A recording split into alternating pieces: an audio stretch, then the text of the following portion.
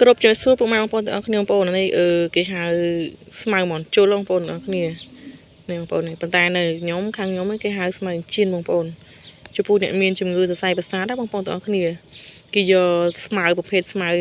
មន់ជួលហ្នឹងពេលវាយូរទៅវា